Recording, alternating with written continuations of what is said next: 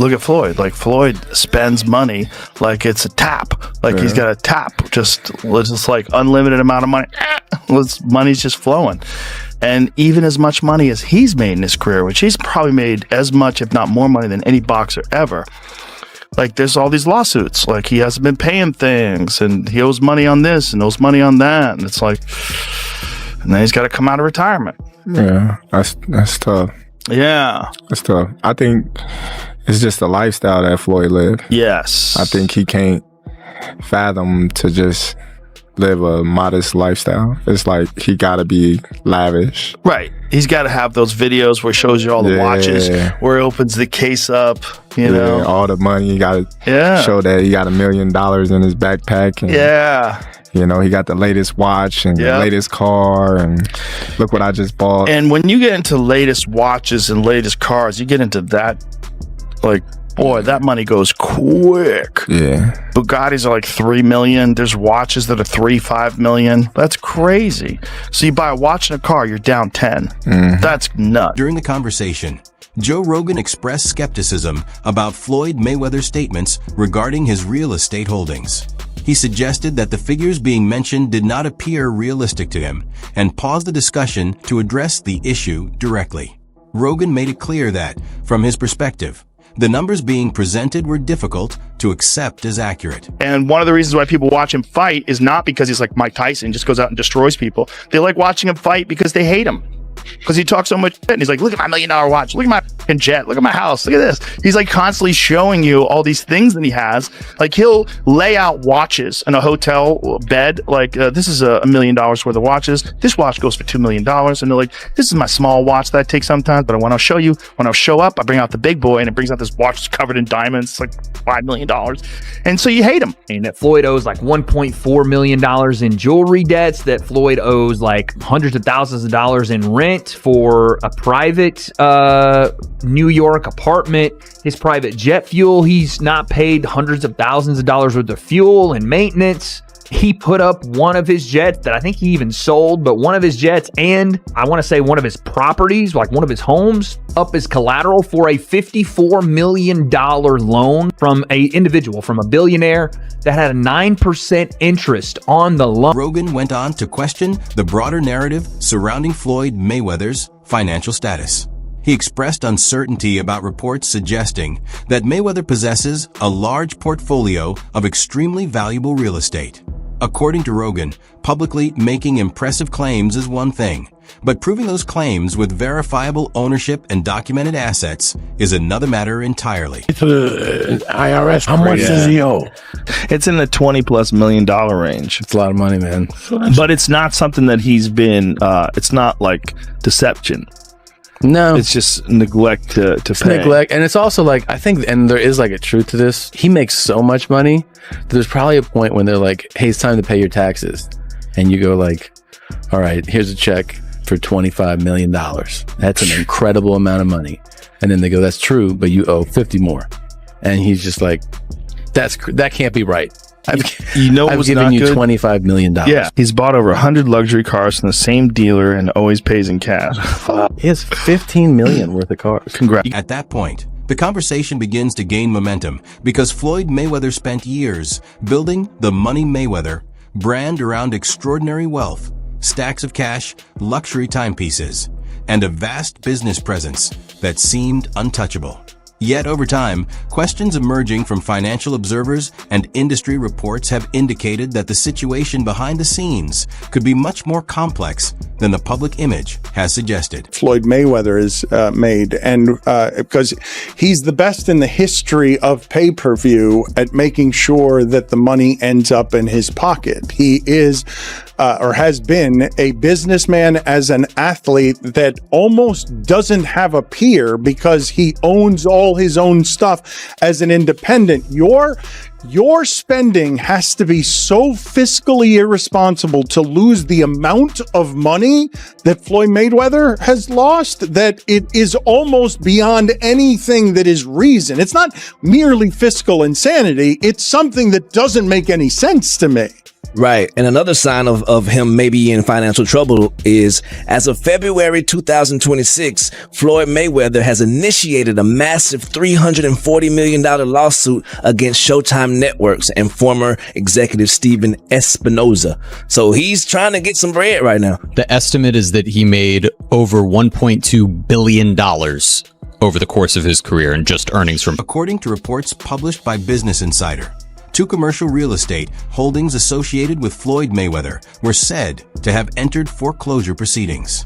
Separate reports also claimed that a Las Vegas strip club linked to him faced potential legal action over allegedly unpaid property taxes. In addition, legal disputes connected to high-priced watch and jewelry transactions were reported, further fueling discussion about his financial affairs. While Mayweather has rejected these allegations, the public conversation gradually moved away from his lavish lifestyle and accomplishments, focusing instead on concerns and speculation regarding his financial standing. Things that they said in this article were insane. That Floyd owes like $1.4 million in jewelry debts, that Floyd owes like hundreds of thousands of dollars in rent for a private New York apartment, his private jet fuel. He's not paid hundreds of thousands of dollars worth of fuel and maintenance. He put up one of his jets that I think he even sold, but one of his jets and I want to say one of his properties, like one of his homes, up as collateral for a $54 million. The report further stated that 2 condominium units at the Trump International Hotel in Las Vegas were allegedly taken over because of unpaid tax obligations, although they were later returned after the outstanding amounts were settled. Additional claims suggested that a $54 million loan connected to Mayweather was secured against several major assets, including residential properties, a private aircraft, and business interests. Regardless of whether those reports stemmed from misunderstandings or overstated information, the contrast between Mayweather's public reputation for immense wealth and the financial issues being discussed has remained a subject of intense debate. While Joe Rogan's comments had already prompted scrutiny of Mayweather's business and financial standing, the discussion took another turn when Chael Sonnen weighed in. Sonnen appeared puzzled by the public reaction to rumors about Mayweather's finances, arguing that the topic should not have come as a surprise and questioning why so many people seemed shocked by the conversation. And why are we attempting to tease Floyd? Is Floyd Mayweather? Yes, he's broke. Of course he's broke. He's a boxer. Did they say can't read? That's not to tease him. They say that he can't read. His best friend at the time said that he can't read, and he never denied it. I don't tease him for it. He was a guy who grew up in a boxing channel, right? And it's one of these things. You know what you know. You know what you were taught. I didn't teach him about contracts. I didn't teach him about saving. I didn't teach him about investments. Who would have taught him these things? Of course he's broke. Sonnen redirected the discussion toward the public itself, questioning why anyone would find it surprising that a professional boxer continues competing to generate income. He compared it to ordinary people going to work to support themselves, suggesting that earning money is a normal motivation regardless of profession. His remarks blended straightforward practicality with his trademark provocative style, but he then shifted his attention to the long-accepted stories surrounding boxing's biggest financial successes. Sonnen argued that many of the staggering revenue figures, including claims of billion-dollar earnings and massive pay-per-view totals, often originate from promotional messaging rather than independently verified financial records. He further stated that the organizations responsible for processing and distributing pay-per-view events have not publicly authenticated many of the enormous numbers that have circulated over the years. That observation fueled even more skepticism about the widely repeated claims regarding boxing's largest revenue achievements. You got baby mamas all over the... What do you mean is he broke? Of course he's broke. What boxer do you know that isn't broke? What a ridiculous question. But it's the fact that they're attempting to tease him. I mean, first off, they're asking the question. Look, I've told you until I'm blue in the face. The numbers that you hear in boxing simply aren't true. Floyd made $1 billion.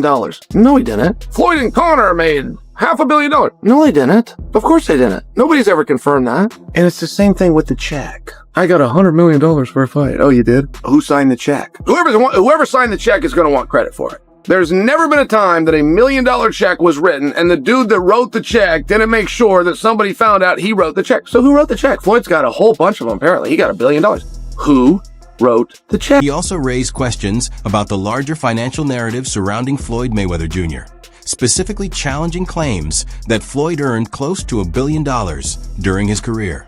He asked who had actually verified those figures and where the reported payouts originated, but while doing so, he wasn't only targeting Floyd's situation.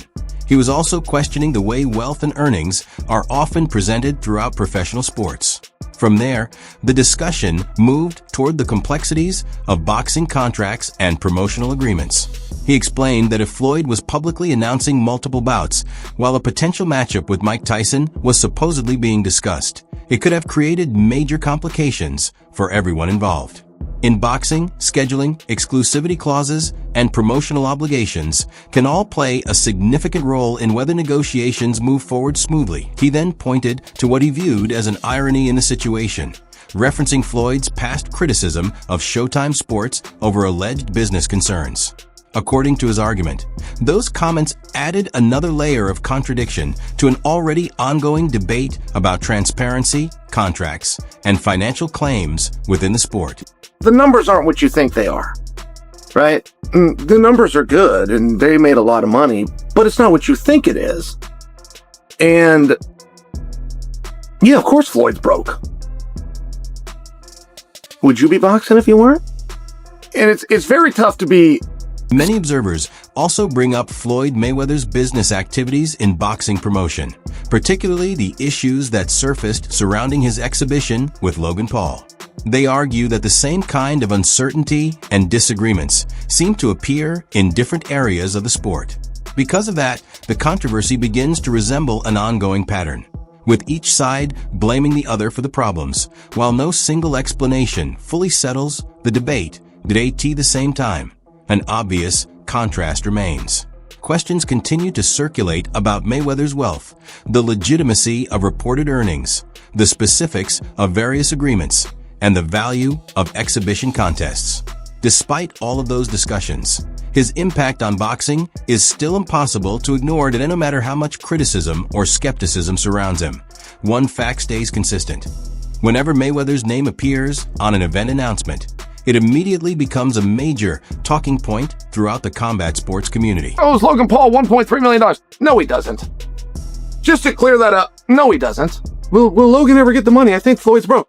Floyd does not owe Logan $1.3 million. Floyd's promotion owes Logan $1.3 million. And now, of course, he's not going to get it. That promotion's already shut down. The discussion about whether Floyd Mayweather could be facing financial difficulties had already gained momentum through comments from Chael Sonnen. However, once Jason Whitlock and the rest of the panel became involved, the conversation evolved into a detailed examination of the finances surrounding some of boxing's biggest stars. What started as a sports debate soon took on the feel of a deeper financial investigation. As though everyone was trying to analyze the numbers behind the sport, Whitlock began by expanding on the viewpoints shared by Shannon Sharpe and OC, suggesting that any decision by Mayweather to return to competition would likely be motivated by the opportunity to earn an enormous purse. When possible opponents, such as Saul Alvarez, Manny Pacquiao, and Terrence Crawford entered the discussion, attention quickly shifted away from the sporting aspect and toward the business realities of boxing. Sharpe argued that those are the types of high-profile matchups capable of producing the kind of revenue that would make a comeback worthwhile for Floyd, rather than presenting it as a far-fetched possibility. He described these names as realistic candidates for major pay-per-view events. Whitlock then introduced a comparison inspired by Rocky, raising a straightforward question about what drives fighters to return to the ring. That observation redirected the conversation away from pure financial speculation and toward a larger discussion about ambition, legacy, personal motivation, and the competitive mindset that often keeps athletes chasing one more challenge. Sharpe and Ocho Cinco suggested on their podcast that Floyd Mayweather is talking about coming back, unretiring. He is. Because he's broke. Yeah. Let's play the clip here of Shannon Sharpe and Ocho Cinco. There are only 3 fights that Floyd can have. Let us know your opinion in the comments below and keep the conversation going.